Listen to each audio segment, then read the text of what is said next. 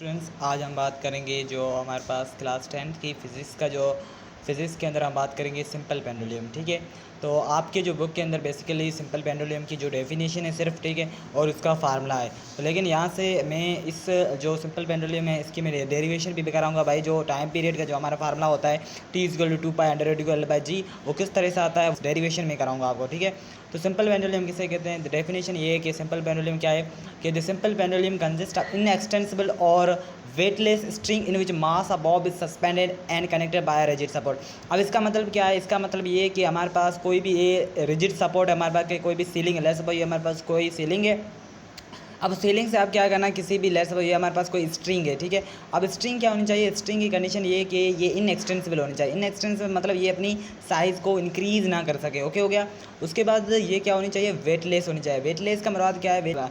कि इसका अगर वेट हम कंपेयर करें इसके साथ तो ना होने के बराबर हो। ठीक है, तो बॉब को सस्पेंड करे और ये जो बॉब बेसिकली ये स्ट्रिंग को कनेक्ट कर दिया किसी भी एक रिजिड सपोर्ट के साथ, ये हमारे पास लग कर आता है सिंपल पेंडुलम।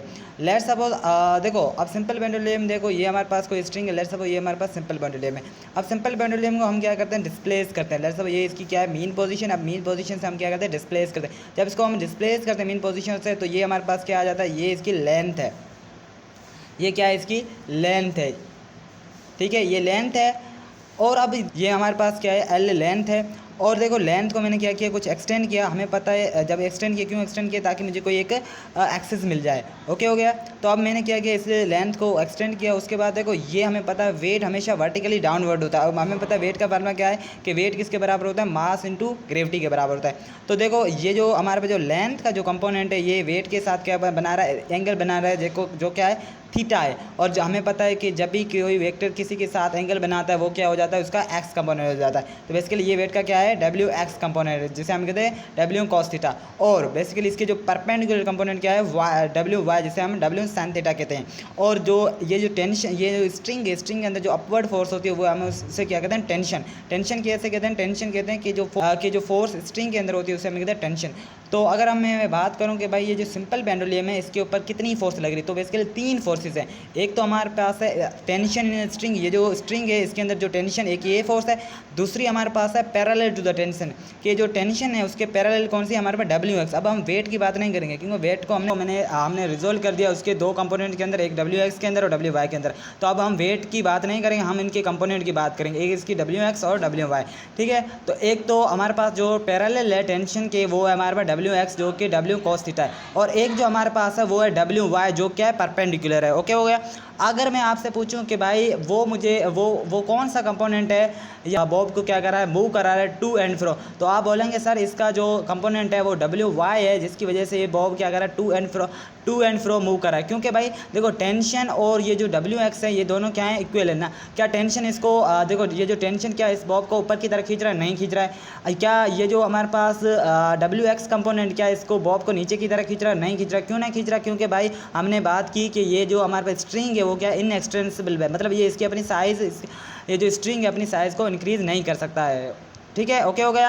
अब अगर मैं आपसे पूछूं कि टोटल इसके ऊपर फोर्स कौन सी है, तो आप बोलेंगे सर जो नेट जो फोर्स है वो क्या है? इसकी डब्ल्यू वाई कंपोनेंट है, जिसे हम डब्ल्यू साइन थीटा कह सकते हैं। अब हमें पता है फोर्स किसके बराबर होती है? फोर्स बराबर होती है मास इंटू एक्सेलरेशन के बराबर होती है। और डब्ल्यू वाई जो बराबर होता है डब्ल्यू साइन थीटा के बराबर होता है। ओके हो गया।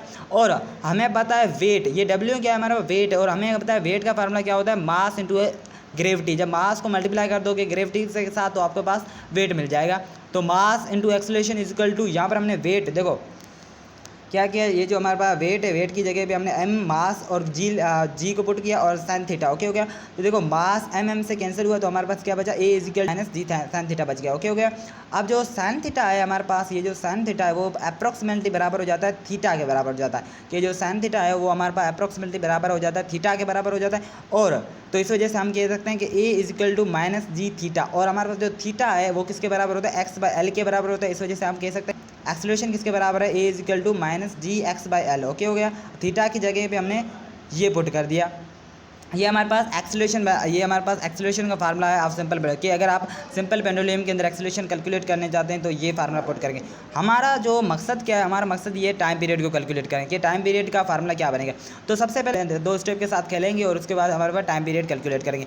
हमें पता है जनरल फार्मूला टाइम पीरियड का क्या है? T is equal to 2 pi divide by omega, ठीक है, इसको कहते हैं हम ओमेगा कहते हैं। ओके हो गया।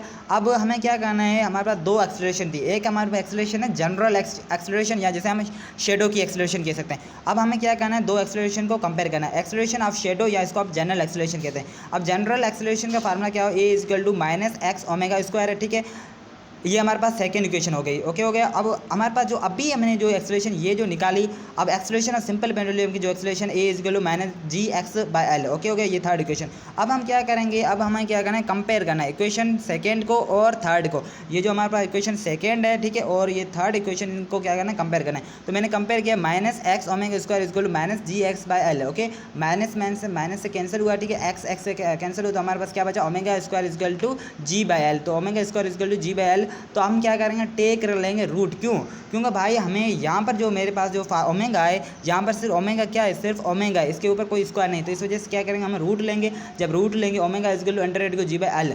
अब हम क्या करेंगे, जो इक्वेशन फोर्थ, ये हमारे पास इक्वेशन फोर्थ बनेंगे, इसको पुट करेंगे इक्वेशन वन के अंदर। ये जो हमारे पास इक्वेशन वन है, इसके अंदर हम इक्वेशन ये फोर्थ पुट करेंगे। तो हमारे पास टी इज इक्वल टू 2 पाई, ठीक है, 2 पाई। अब देखो ओमेगा, ये इक्वेशन हमारे पास फर्स्ट है, यहाँ पर ओमेगा आ रहा है, तो ओमेगा की जगह पे हम क्या पुट करेंगे, ये पुट करेंगे। क्या बन जाएगा हमारे पास, अंडर को जी बाय एल। अब ये इसको रिवर्स करेंगे तो हमारे पास बन जाएगा T is equal to 2 pi under को एल बाई जी। यहाँ पर मैंने एक पॉइंट लिखी कि भाई इनडिपेंडेंट मास, मतलब टाइम पीरियड मास के ऊपर डिपेंड नहीं करता, कि अगर आप मास को कम या ज़्यादा करो तो टाइम पीरियड के ऊपर कोई भी फ़र्क नहीं पड़ेगा, ठीक है। तो ओके हो गया। तो आई होप ये आपको लेक्चर समझ में आया, सिंपल पेंडुलम, ठीक है, और उसकी डेरिवेशन समझ में आई कि भाई किस तरह से हमारे टाइम पीरियड का फार्मूला कैलकुलेट करते हैं।